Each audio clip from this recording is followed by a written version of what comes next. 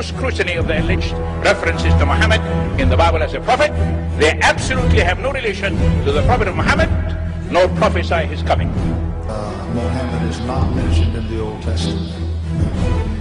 Muhammad is not mentioned anywhere from Genesis to Revelation. If Muhammad is God's true messenger, that's a joke.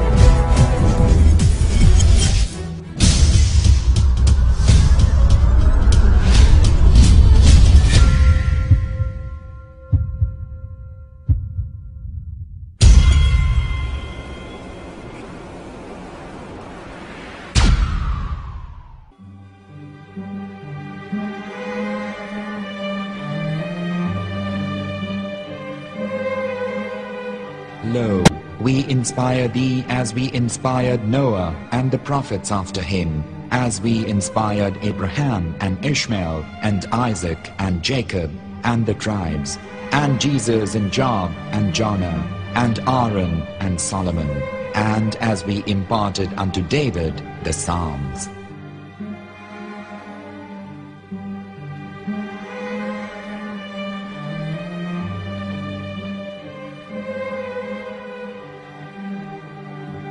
The verse we've just heard is from chapter 4 of the Quran.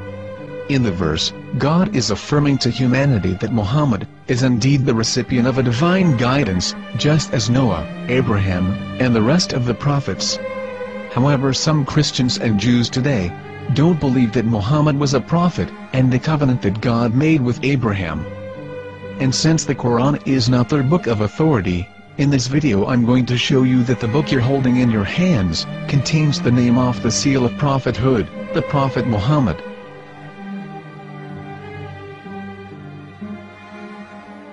As known, the Old Testament was preserved in the Hebrew language. In the 5th chapter of the Shir HaShirim, which is one of the 5 Megillat or sacred scrolls that are part of the Hebrew Bible, or for short the Song of Solomon, as Christians know it today. That chapter is discussing someone. Jews will say it is discussing Solomon, while Christians will say it is discussing Jesus. Considering this is the Songs of Solomon, it would seem logical that it is discussing Solomon. The verses, describing this mystery man, have the narrator's speech conjugated in the feminine, meaning it is a woman who is describing this man. So it is possible that it is one of Solomon's wives discussing her husband Solomon. However, Christians assert that Jesus is being discussed, and that the chapter is describing a man who was not yet alive at that point. A prophecy.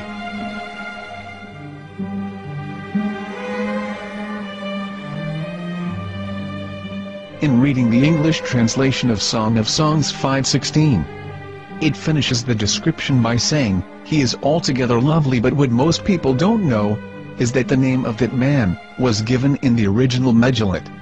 Here is verse 16, and how it is written in ancient Hebrew, before introducing the vowels, in the 8th century. From the Hebrew Bible, on scripturetext.com. Here is the word in question. This word is made of 4 letters.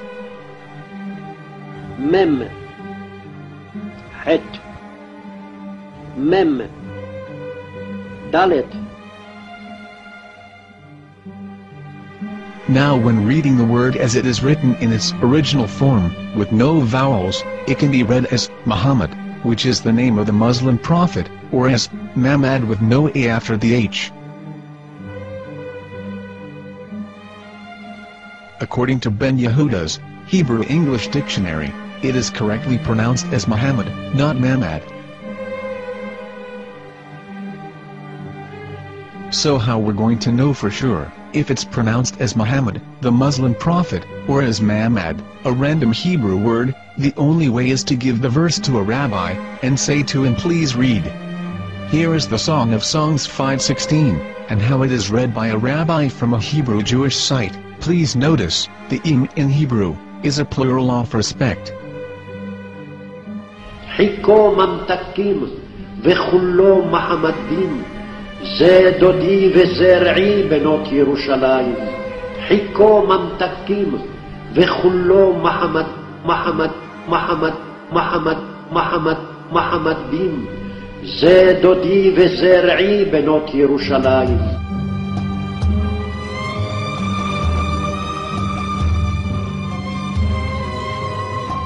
We are coming out from the darkness. There are no other gods but God, and Mahomet is his messenger.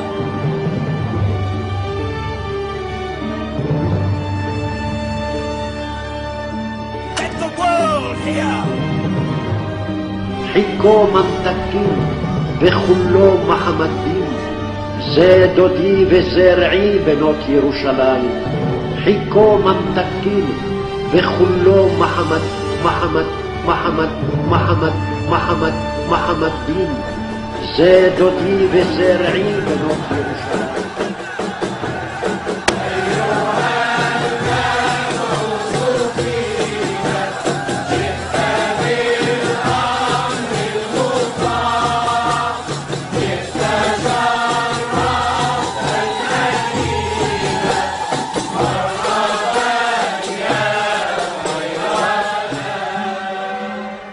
Here is the famous SDL translation tool, which includes a professional human translation as well as an online translation.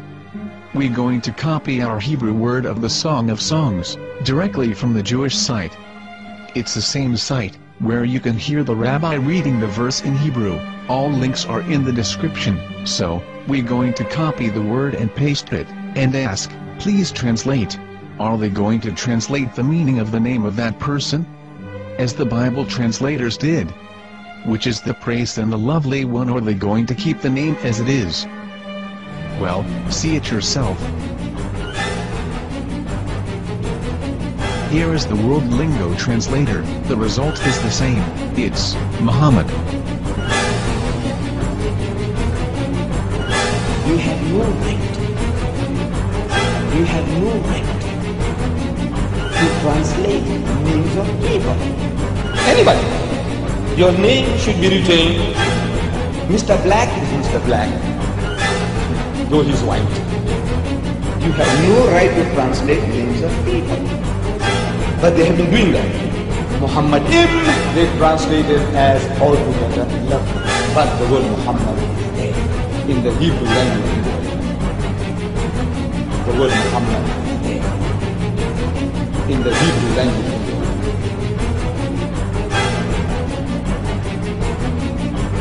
I will tell you a story from my own personal experience.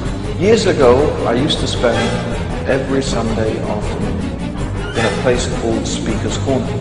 And in my years down there, I got to know a Jewish rabbi. He was a very nice man, he used to listen to me, and he was always very polite and talked about Islam in a very nice way. And one day during one of our conversations, after some years, I thought that it was about time I should invite him to Islam.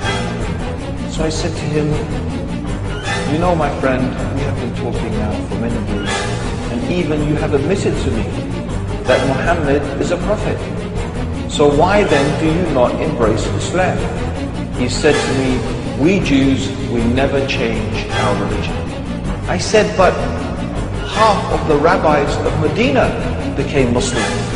He said, that is true, but still, we Jews never change our religion. I thought, what can I say to him? He looked at me and said, listen to me, my friend. God sent to us a prophet Moses, and we didn't even listen to him. Do you think we're going to listen to another prophet after him? From another tribe? From another people? When he said that, I had nothing left to say. He knew that Muhammad was a prophet. In fact, another rabbi also came up to me and he said to me, we know Muhammad is a prophet, and he quoted to me a passage from the Bible